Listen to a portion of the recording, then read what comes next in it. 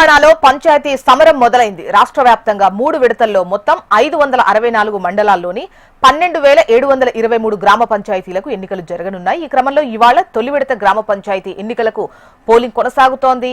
ఇక ఈ తొలి విడతలో 189 మండలాల్లో ఉన్న 3,834 గ్రామ పంచాయతీలు 27,628 వార్డు స్థానాలకు ఎన్నికలు జరుగుతూ ఉన్నాయి.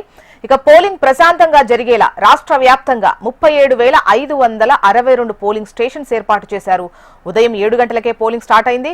మధ్యాహ్నం 1 గంట వరకు ఈ పోలింగ్ కొనసాగుతుంది. ఆ తర్వాత 2 గంటల నుంచి కౌంటింగ్ ప్రక్రియ ప్రారంభమవుతుంది. ఇక బ్యాలెట్ పేపర్ ద్వారా ఈ ఎన్నికలు నిర్వహిస్తుండగా ఈ ఎన్నికల కోసం 45,086 బ్యాలెట్ బాక్సులు వినియోగిస్తున్నారు.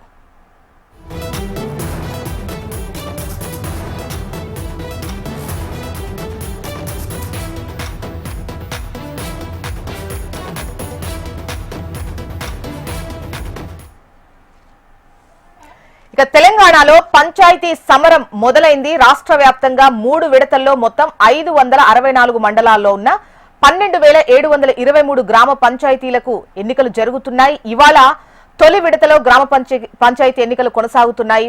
ఉదయం 7 గంటలకే ఎన్నికలు ప్రారంభమయ్యాయి. మధ్యాహ్నం 1 గంట వరకు ఎన్నికలు జరుగుతాయి. ఆ తర్వాత ఓట్ల లెక్కింపు, ఇవాళ ఫలితాలు కూడా రిలీజ్ చేస్తారు. సో డీటెయిల్స్ అందించేందుకు రీజనల్ కోఆర్డినేటర్ అశోక్ సిద్ధంగా ఉన్నారు. అశోక్,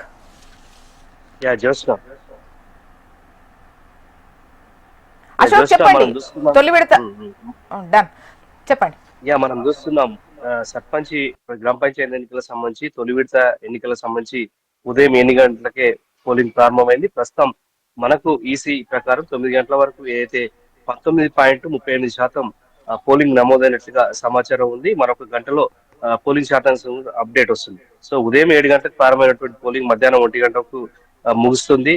మనం చూస్తున్నాం గ్రామీణ ప్రాంతాలకు సంబంధించినటువంటి ఈ సర్పంచ్ ఎన్నికలకు సంబంధించి ఓరాహోరీగా సాగుతుంది. ప్రధానంగా బీఆర్ఎస్ కాంగ్రెస్ పార్టీల మధ్య ఓరాహోరీ కనిపిస్తుంది. అక్కడక్కడ బీజేపీ కూడా తన సత్తాను చాటుతుంది.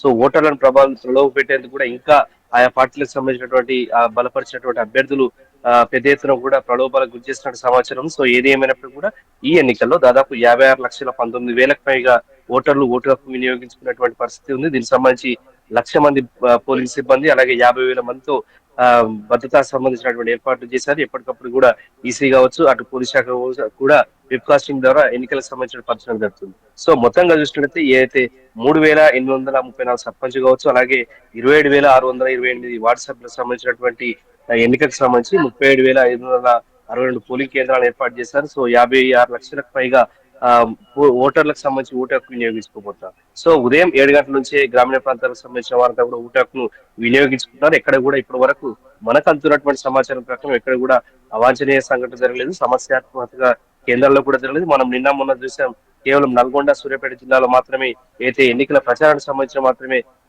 ఒక సూర్యాపేట జిల్లాలో ఒక మర్డర్ జరిగింది ఎన్నికల ప్రచారంలో. అలాగే నల్గొండ జిల్లాలో కూడా రాత్రి కేతపల్లి మండలం కుర్లపాడులో బీఆర్ఎస్ కాంగ్రెస్ మధ్య ఘర్షణ జరిగింది. సో ఈ ఘటనలు మినహా ఇవాళ అయితే మాత్రం పోలింగ్ సంబంధించి ఎక్కడ కూడా ఎటువంటి గొడవలు కానీ ఘటనలు కానీ జరిగే పరిస్థితి మనం చూస్తున్నాం. జోష్నా.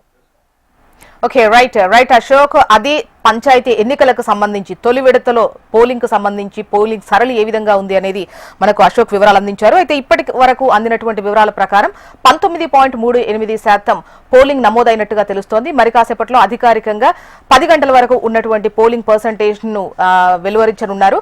అయితే మధ్యాహ్నం 1 గంట వరకు పోలింగ్ కొనసాగుతుంది. ఆ తర్వాత ఓట్ల లెక్కింపు, ఫలితాలు విడుదలవుతాయి. ఓవరాల్ గా చెప్పాలంటే తొలి విడత ఎన్నికలు అయితే పంచాయతీ ఎన్నికలు అయితే ప్రశాంతంగా జరుగుతున్నాయి. నిన్న కొన్ని చోట్ల చెదురుముదురు ఘటనలు జరిగాయి. బట్ ఇవాళ ఎన్నికల రోజు, పోలింగ్ రోజు ఎక్కడా అటువంటి ఘటనలు అయితే లేవు. ప్రశాంతంగా ఎన్నికలు జరుగుతున్నాయి. ఈవెన్ సమస్యాత్మక ప్రాంతాల్లో కూడా ఎన్నికలు ప్రశాంతంగానే ఉన్నాయి అని చెప్పేసి మనకు వివరాలు అందించారు.